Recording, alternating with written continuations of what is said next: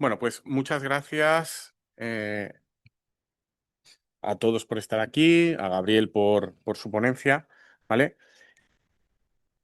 Lo que vamos a intentar, como decía Jesús, es aprovechar este seminario en el que históricamente habíamos tratado de montar un encuentro mensual entre profesores de la facultad para saber a qué nos estamos dedicando, aprender de todos, pero también para intentar contrastar opiniones que en ocasiones jurídicamente son distintas, quizás porque a veces viene uno de áreas de conocimiento distintas o tiene una trayectoria profesional, académica o investigadora diferente, o en ocasiones, como es este el caso, porque se tiene una visión metodológicamente diferente respecto de un par de aspectos que creo que son particularmente interesantes porque son muy esenciales, ¿no? Y Gabriel y yo, que nos conocemos desde hace muchos años y que compartimos en ocasiones la visión sobre algunas cosas, tenemos una visión distinta de cómo es mejor aplicar el derecho a efectos de garantizar, por medio de esta herramienta, mejor la convivencia social y una resolución de los conflictos entre personas y grupos y colectivos y los intereses enfrentados que inevitablemente hay en ellos, que funcione de la manera más ordenada y democrática posible. Y esa es una discusión que creo que es muy interesante y que desde una perspectiva, ya digo, metodológica, enhebra muchísimos debates y muchísimas formas de afrontar el derecho. Y esta discusión en torno a los problemas que plantea el Decreto Ley 8/2026, no, la verdad es que permitía visualizarlos bastante bien. Y esta es la razón por la que hemos pensado que sería chulo poner de manifiesto de una forma patente la contradicción, ¿vale? Voy a intentar ser breve para no cansaros. Esto me hará ser en ocasiones a lo mejor quizás excesivamente tajante y poco articulado, pero como tenemos luego un tiempo para debatir, creo que es mejor a efectos de no cansaros. Y quería empezar destacando unos puntos que son iniciales de coincidencia con Gabriel, y es la crítica al abuso a los decretos leyes,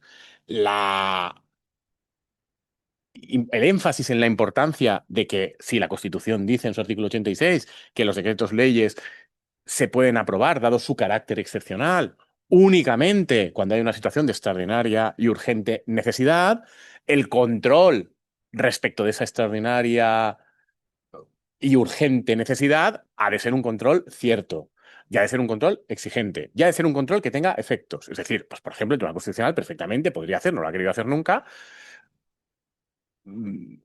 primero no controlaba materialmente esto y entendía que era una decisión del gobierno y el legislador, luego empezó a controlarlo, pero años después. Esto no tiene ninguna utilidad. Pero nada impide al Tribunal Constitucional, igual que ha hecho en otras muchas materias, para reaccionar cuando ha entendido que esa reacción jurídica era necesario que fuera rápida, analizar muy rápidamente la concurrencia o no de estos requisitos para que un decreto ley que ha sido dictado sin la habilitación constitucional, porque no concurre esta situación, pueda dejar de tener efectos por ser anulado, con efectos, en este caso, ex tunc, inmediatamente. Por supuesto, comparto las críticas al decreto ley, a los decretos leyes ómnibus, que plantean enormes problemas de juego democrático, porque ponen al Parlamento en una situación de o todo o nada muchas veces, generando esa presión política en la que, con el señuelo de una medida que es popular, colar otras. Por supuesto, no solo eso, sino que muchas veces en estos decretos leyes se cuelan cosas que ni siquiera necesitan un rango de ley, sino que son reglamentarias y se aprovecha para meter ahí. En estos casos, si tienes un decreto ley ómnibus, es manifiesto que normalmente la extraordinaria y urgente necesidad puede concurrir a lo mejor sobre alguna de las medidas, pero ¿cómo va a concurrir sobre todas? Es decir, estamos hablando de un fraude constitucional que es manifiesto, que plantea muchos problemas. Totalmente de acuerdo en ese sentido. Dicho lo cual, algunas de estas críticas, no sé si todas ellas, no concurren respecto del caso del Decreto Ley 8/2026, que sí que es una regulación muy ceñida, ¿no? A este supuesto concreto, ¿no?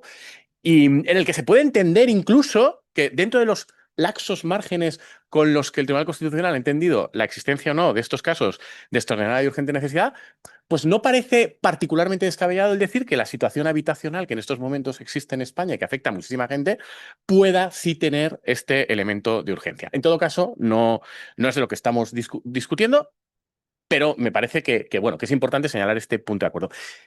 Y es verdad también que me puedo adherir a la crítica respecto a que el truco de decir voy a aprobar no tanto una medida que si me derogan dejará de estar en vigor, sino la posibilidad de articular una prórroga que, como yo entiendo que la derogación es una derogación equivalente a la de cualquier norma jurídica y produce efectos ex nunc, seguirá en vigor la prórroga al haberse novado el contrato y perfeccionado esa novación antes de la derogación.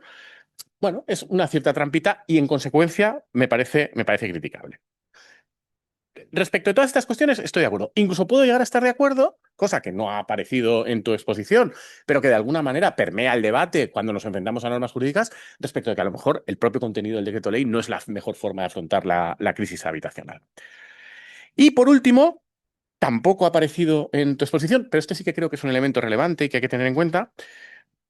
Creo que estamos de acuerdo también, aunque no estaba comentado, no ha sido comentado por ti y no está en tus trabajos, en que el contenido material del decreto ley no es inconstitucional. O sea, no hablo de si hay extraordinaria y urgente necesidad, sino del contenido material en sí. Es decir, el legislador puede determinar que haya una limitación de las subidas de los precios de alquileres durante un tiempo.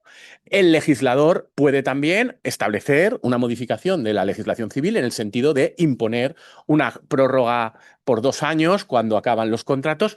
Eso que se podría entender desde visiones a lo mejor más esencialistas en cuanto a cómo hay que proteger los derechos fundamentales en la Constitución, creo que no afecta al contenido esencial del derecho de propiedad a partir de una evaluación coherente con lo que es la jurisprudencia constitucional y, en consecuencia, es lícito, en el sentido de que es constitucional, que el legislador lo haga. Y no tiene contenido expropiatorio.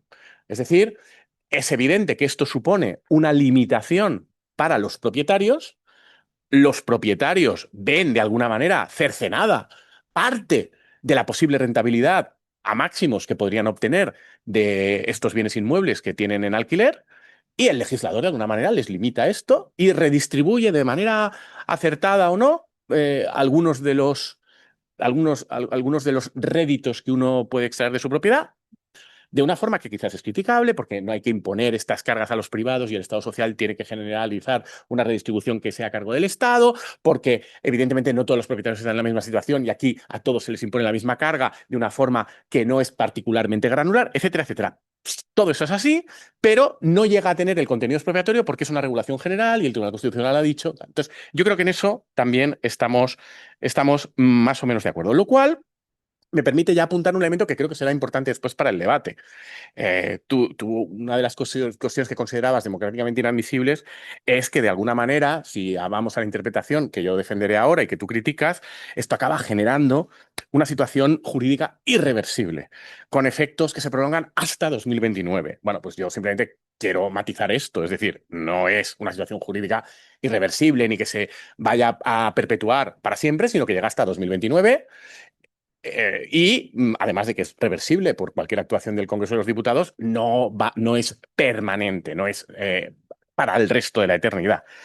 Es decir, de alguna manera ahí el decreto ley, nos guste o no la solución, está imponiendo una solución que es constitucional, que entra dentro del marco de lo que el legislador puede hacer. Bueno, hasta aquí lo que podríamos llamar los acuerdos de fondo. Y también, pero empezaré con los desacuerdos, porque aquí es donde se empieza a introducir lo que creo que es la esencia de nuestra discusión metodológica. Estoy muy de acuerdo contigo en la importancia de preservar e incluso maximizar principios constitucionales tan básicos como el de seguridad jurídica y el principio democrático. Es decir, el permitir y garantizar, y de alguna manera, si es posible, ampliar la capacidad que tiene el derecho de ser previsible y de dar una guía de actuación a todos los ciudadanos, a los poderes públicos también, a las personas jurídicas también, respecto de cuáles van a ser los efectos de sus acciones, tanto hacia los poderes públicos como entre ellos. Esto es la seguridad jurídica y creo que es muy importante, efectivamente, para que el derecho funcione bien, que el derecho sea previsible y que cumpla con este principio. Y, por supuesto, pienso que es extraordinariamente importante preservar el principio democrático, es decir, dejar que sea el Parlamento y que sean los representantes electos de la ciudadanía los que determinen cómo ha de ser este derecho. ¿Dónde vienen las discrepancias? Claro, las discrepancias vienen entre Una posición metodológica, que es la de Gabriel, si la, y no, voy a intentar no distorsionarla, ¿eh? Si es así, luego lo comentamos en el debate, sino en la que Gabriel más o menos piensa que cuando hay una situación que plantea conflicto social y que nos enfrenta a una interpretación jurídica no obvia, es bueno que los juristas hagamos una interpretación lo más, no sé si llamarla creativa o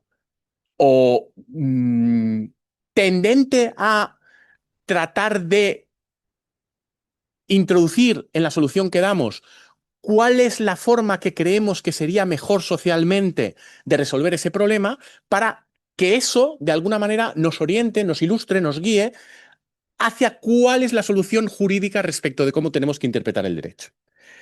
Es una posición que es más principialista, que el otro día un amigo, ¿no? La calificaba de pospositivista. A mí me gustó mucho el término porque yo suelo decir que, en cambio, mi posición es de rancio positivismo. Yo creo, en cambio, que la seguridad jurídica se declina mejor a partir de una interpretación que, por positivista, es decir, por integrar menos estos fenómenos principialistas y atender más a lo que es la jurisprudencia consolidada, a lo que son las prácticas ya conocidas, a lo que es lo que nos dice la ley, aunque en ocasiones pueda llevar a una solución que no nos parece óptima o que incluso nos parece mal, me parece que es mejor hacer esta interpretación porque creo que esto es lo que es no sorpresivo. Mi interpretación de cómo hay que respetar la seguridad jurídica desde un punto de vista que tiene que ver con el ordenamiento jurídico, sus efectos y su funcionamiento, es que lo que tiene que ser previsible es el derecho y cómo funcionan las normas, y no tanto que la solución entre dentro de unos márgenes de previsibilidad acordes con unos principios y valores que inevitablemente pone el intérprete y que por ello son distintos entre unas personas y otras. Lo cual me lleva también al segundo elemento, y es el principio democrático. Precisamente por el respeto al principio democrático, me parece que esta visión, ya digo, ranciamente positivista por mi parte, es lo que más respeta el principio democrático, porque es la que asume con naturalidad, o si queréis, con resignación, que en ocasiones el derecho no va a dar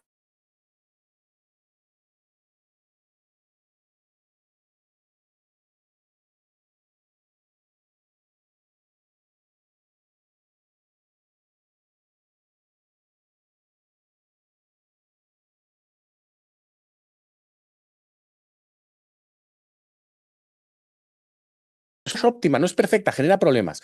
Pero el respeto al principio democrático, a mi juicio, es que cuando estos se detectan y aparecen, sea el legislador democrático el que, a la vista de esos problemas, actúe, diciendo, vamos a cambiar, y no sean los intérpretes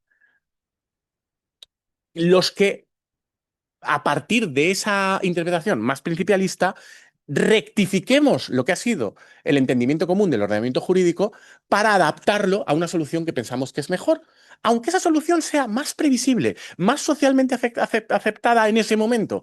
Incluso en ese caso, a mí me parece que el principio democrático se preserva más si nos ceñimos a lo que nos dijo el legislador democrático y le damos la oportunidad de rectificarlo si efectivamente piensa que esa interpretación es incorrecta.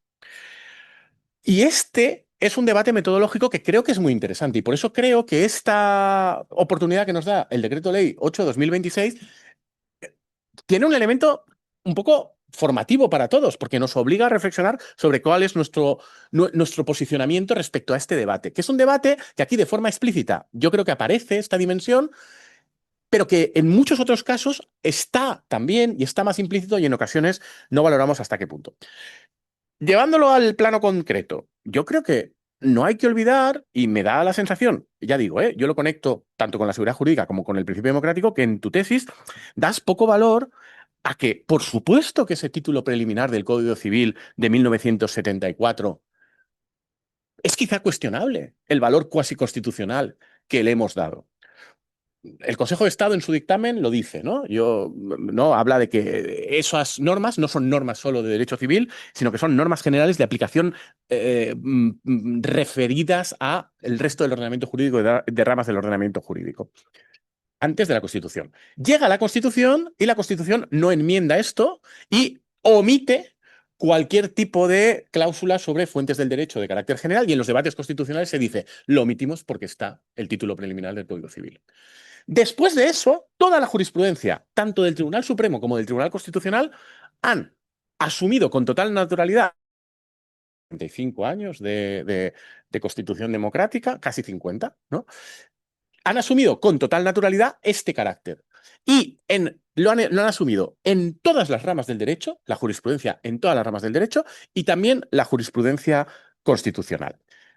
Además, entendiéndolo en unas determinadas coordenadas, que quizás son incorrectas, pero si son incorrectas, habría que abrir un debate sobre si el título preliminar del Código Civil tiene que tener también esta funcionalidad jurídica o no, y si esto tendría que ir a la Constitución o si tendríamos que en cada rama del ordenamiento jurídico tener una norma que nos dijera en esa rama en concreto cómo funciona el sistema de fuentes. Ese es un debate perfectamente legítimo, que no hemos tenido hasta ahora. Y no me parece razonable reinterpretar toda la jurisprudencia constitucional para un caso concreto, porque creo que eso es lo que le quita previsibilidad al derecho y lo que hace que se resienta la seguridad jurídica. Y por supuesto, no creo que para un caso concreto haya que reinterpretar el término de ley de ese artículo 2 del Código Civil, porque como bien has señalado, está generalizadísimamente aceptado que cuando dice ahí ley, dice norma jurídica. Entre otras cosas, porque como era preconstitucional, el sistema de fuentes preconstitucional no tenía las diversas fuentes normativas que tenemos ahora. El segundo elemento que entronca con esta idea de previsibilidad, de seguridad jurídica y de principio democrático es que también tenemos una doctrina consolidadísima sobre cuáles son los efectos del decreto ley a partir de la regulación del artículo 86 de la Constitución. Básicamente, unos efectos que el Tribunal Constitucional ha predicado desde el primer momento, desde su primera sentencia del año 62, que son exactamente, y lo ha dicho desde esa sentencia y en todas las demás, exactamente todas y cada una de las propiedades de cualquier norma con rango de ley en nuestro ordenamiento constitucional. Entonces, si eso es así, la pirueta jurídica de invocando la excepcionalidad cierta del decreto ley, su carácter provisional hasta que sea convalidado o derogado por las Cortes Generales, cierta también y explícitamente indicada en el artículo 86.1 de la Constitución. El, a partir de esos rasgos excepcionales, que es cierto que tiene el decreto ley, predicar que esa excepcionalidad que está expresada en la Constitución, matizada en la Constitución, y la Constitución es la que determina de esa excepcionalidad qué controles jurídicos adicionales y qué consecuencias jurídicas se derivar de esa excepcionalidad, más consecuencias jurídicas que nos obliguen a un análisis diferente de su funcionamiento dentro del sistema de fuentes, me parece que es dar lo que acabo de decir, un salto jurídico que no se compadece bien con la búsqueda de previsibilidad en la interpretación del sistema de fuentes. Insisto, es posible alegar que es mejor o que funcionaría mejor nuestro sistema si fuera así, pero es que no ha funcionado nunca así. Y entonces, como no ha funcionado nunca así, y es más, lo que tenemos es una jurisprudencia que dice lo contrario, me parece que es inadecuado interpretar este caso concreto alterando las normas al uso. Y por centrar ya estos puntos que son más generales sobre el decreto ley 8/2026 y hacerlo de forma rápida, ¿vale? Sí que creo que en el debate, y se ha manifestado bastante en la exposición que has hecho, también en los trabajos que has publicado al respecto, creo que hay una confusión constante que creo que empaña una correcta visión de qué estamos hablando entre la eficacia de los efectos de la norma y la de los efectos de las situaciones jurídicas creadas por la norma. Y esta es una distinción que es esencial hacer y que no hacer nos lleva a una confusión en la que creo que incurres. No es lo mismo decir que una norma está derogada y deja de tener efectos que decir que una situación creada por una norma pueda seguir teniéndolos, ¿no? Es decir, es perfectamente compatible, y no solo es que sea compatible con nuestra Constitución, sino que es la interpretación ordinaria de cómo entendemos las derogaciones normativas, es perfectamente compatible que una norma quede derogada y, en cambio, las situaciones jurídicas creadas por esa norma mientras estuvo en vigor subsistan porque la situación jurídica subsiste. Y hay ejemplos en todas las ramas del ordenamiento jurídico. Y por eso el ejemplo que pones de los horarios comerciales es que creo que está mal puesto, porque ahí tú estás poniendo un ejemplo claro donde la regulación de unos horarios comerciales, si va y resulta que ha cambiado esa regulación, pues es evidente que no va a seguir produciendo efectos hacia el futuro. No tendría ningún sentido.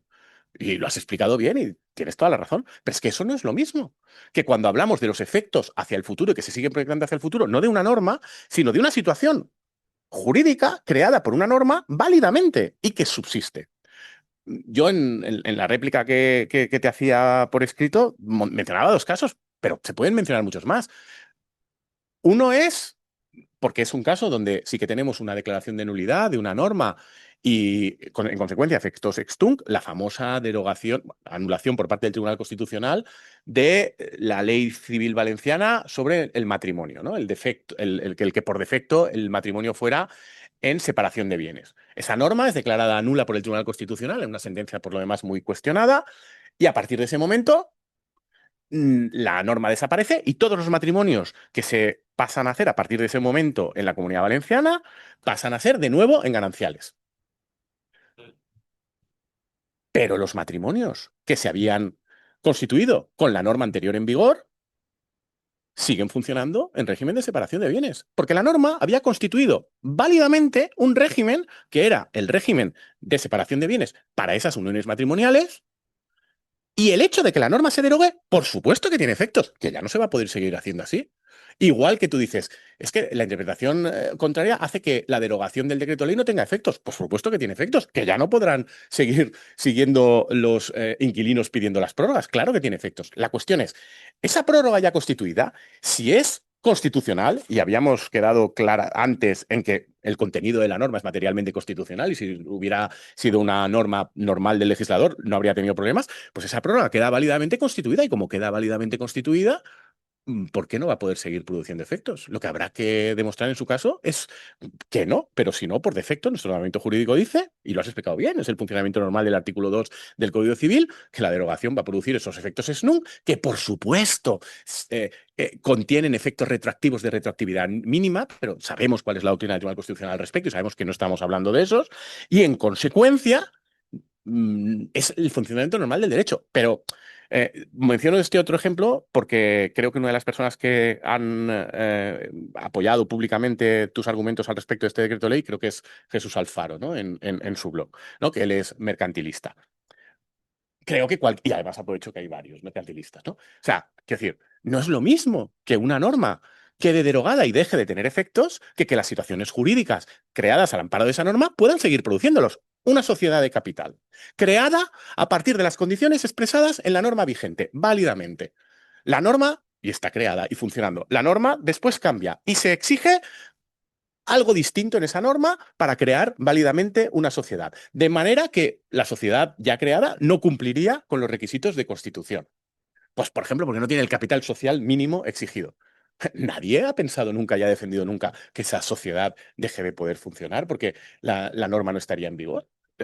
Y esta es una confusión que creo que en el argumento que tú das aparece de forma constante, ¿no? Porque has puesto los gráficos y nos decías, eh, mm, una prórroga de un contrato que venciera en el mes que estuvo en vigor el decreto ley, habría producido efectos la prórroga hasta que fue derogado el decreto ley. Pero ¿cómo va a seguir estando en vigor la prórroga?